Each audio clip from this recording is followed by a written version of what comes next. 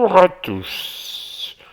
Suite à la vidéo de la semaine dernière, je vous propose de faire un focus sur les gains de productivité en France comparés à ceux de ses principaux partenaires économiques.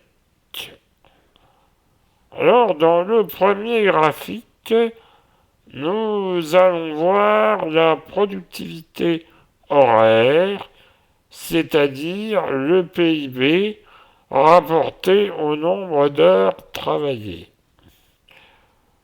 Le graphique suivant présente les productivités horaires de la France, de l'Allemagne, de l'Italie, du Japon, du Royaume-Uni et des États-Unis.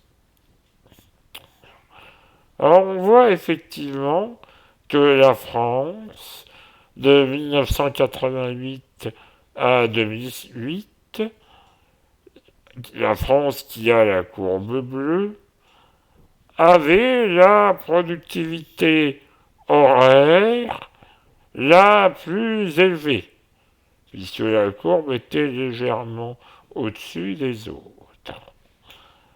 Après 2008, on voit que ce sont les États-Unis d'Amérique qui ont la productivité horaire la plus élevée.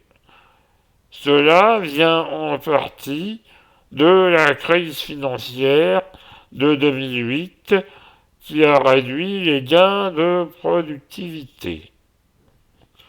Mais pas que. On voit en effet un ralentissement des gains de productivité pour tous les pays, sauf pour les États-Unis qui continuent à avoir une productivité qui augmente. Alors cela peut s'expliquer par le fait que dans les pays considérés, le nombre d'emplois a augmenté, mais pas le nombre d'heures travaillées, ce qui signifie qu'il y a une fragmentation de l'emploi, c'est-à-dire le développement d'emplois à temps partiel, d'emplois précaires. Cela explique donc en partie la baisse des gains de productivité dans les pays considérés. Alors qu'aux États-Unis, cela n'a pas été le cas. À présent, nous allons aborder la productivité par tête, qui se calcule via le PIB divisé par le nombre de travailleurs dans l'économie. Alors dans ce graphique, les pays sont les mêmes et représentés par les courbes de même couleur. Mais on voit que l'ordre des courbes n'est pas le même.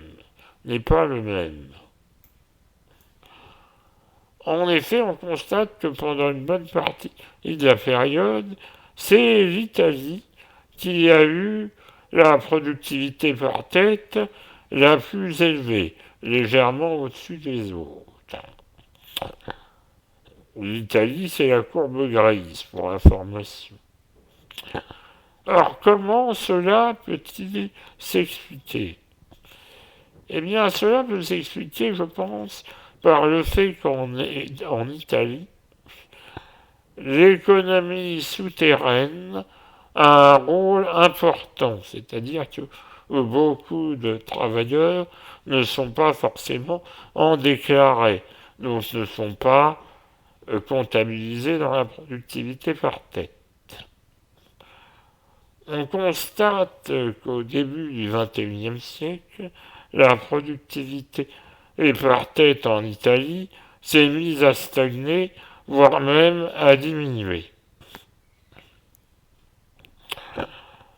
Pour le reste, on constate encore une fois que c'est les États-Unis d'Amérique qui, à partir du début du XXIe siècle, continuent d'avoir des gains de productivité importants, alors que les gains de productivité des autres pays s'érodent.